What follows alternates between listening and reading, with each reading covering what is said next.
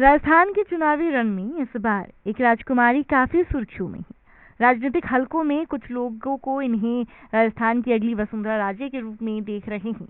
इनका नाम है दिया कुमारी। बीजेपी ने राज्य के 41 उम्मीदवारों की जब पहली सूची जारी की तो उससे राजसमंद की मौजूदा सांसद और जयपुर के राजघराने से आने वाली 50 वर्षीय दिया कुमारी का भी नाम था। पार्टी ने उन्हें जयपुर की विद्याधर नगर विधानसभा सीट से उम्मीदवार बनाया। खास बात यह है कि पार्टी ने उन्हें विद्याधर नगर से अपने मौजूदा विधायक नरपत सिंह राजवी का टिकट काटकर उम्मीदवार बनाए। इसके चलते पार्टी को नरपत सिंह राजवी के समर्थकों और कुछ बीजेपी कार्यकर्ताओं की नाराजगी का भी सामना करना पड़ा। दरअसल नरपत सिंह राजवी की गिनती राजस्थान बीजेपी के बड़े नेताओं में होती है। वह राजस्थान के 3 बार के मुख्यमंत्री और देश के उपराष्ट्रपति रहे दिवंगत भैरों सिंह शेखावत के दामाद हैं। ये भैरों सिंह शेखावत वही नेता हैं जिनकी अगुवाई में बीजेपी ने पहली बार किसी राज्य में अपने दम पर सरकार बनाई थी।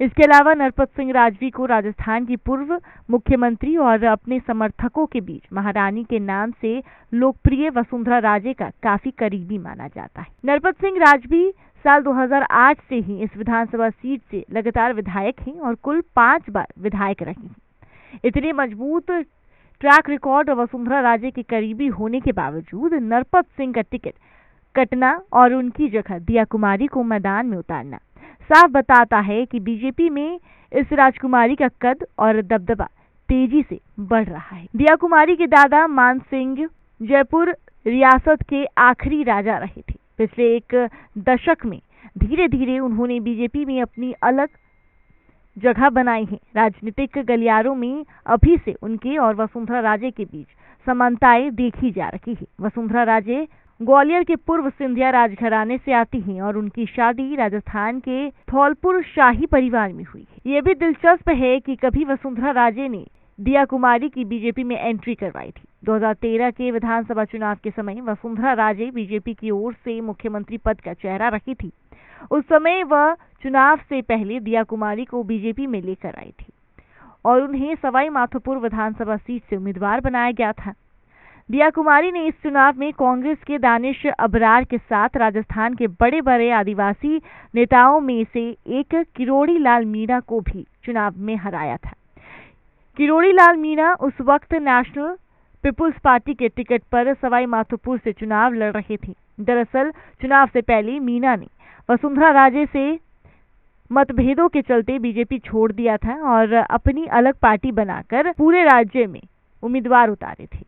वसुंधरा ने तब किरोड़ी लाल मीणा को पटखनी देने के लिए दिया कुमारी को बीजेपी में शामिल कराकर उनके खिलाफ उम्मीदवार बनाया।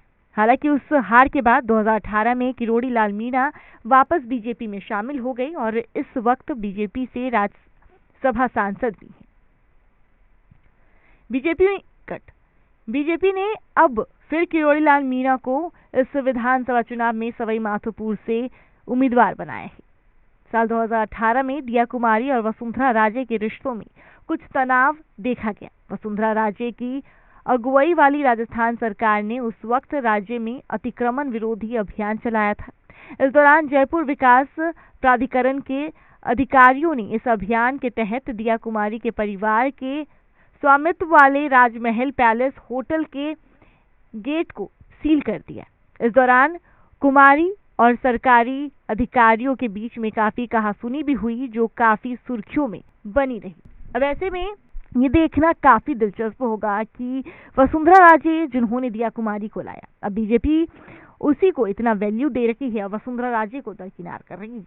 क्या बीजेपी वसुंधरा राजे की जगह दिया कुमारी को मुख्यमंत्री देखना चाहती है, या जिस तरीके से वसुंधरा राजे का बीजेपी के साथ मतभेद चल रहा है उससे बीजेपी को कितना बड़ा झटका लग सकता है, या फिर दिया कुमारी के चेहरे की वजह से बीजेपी को ये झटका नहीं लगेगा और बीजेपी जो है दिया कुमारी के साथ ही विधानसभा चुनाव जीत सकती है। ये देखने काफी दिलचस्प होगा कि वसुंधरा राजे या दिया कुमारी, इन दोनों राजघरानों की रानियों में से किसकी वजह से बीजेपी को जीत हासिल होगी और किसकी वजह से बीजेपी को नुकसान हो सकता है। जिस तरीके से बीजेपी वसुंधरा राजे को दरकिनार कर रही है उस वजह से बीजेपी को नुकसान भी हो सकता है क्योंकि वसुंधरा राजे बीजेपी का बड़ा चेहरा है। लेकिन राजस्थान में दिया कुमारी को भी उतना ही पसंद किया जाता है। अब देखना ये काफी दिलचस्प होगा कि राजस्थान में वसुंधरा राजे या दिया कुमारी किसकी।